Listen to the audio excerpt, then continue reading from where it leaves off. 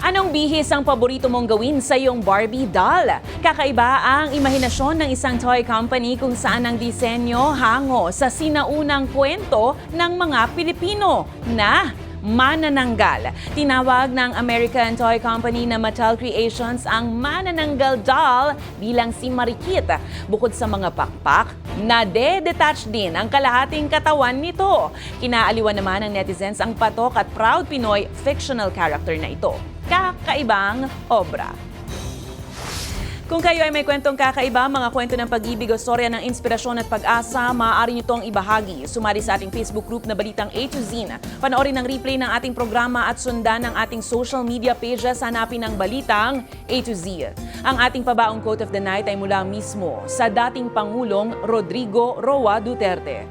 Sa kanyang pangangampanya sa pagkapangulo noong April 2016, tumugon si Duterte ukol sa kanyang kontrobersyal na pagbibiro ukol sa kasong pangre-rape at pagpatay sa isang Australian missionary. Ayon kay Duterte, wala siyang pakialam at wala siyang pagsisisi. Siya niya ang kapitan ng kanyang buhay at poon ng kanyang tadhana.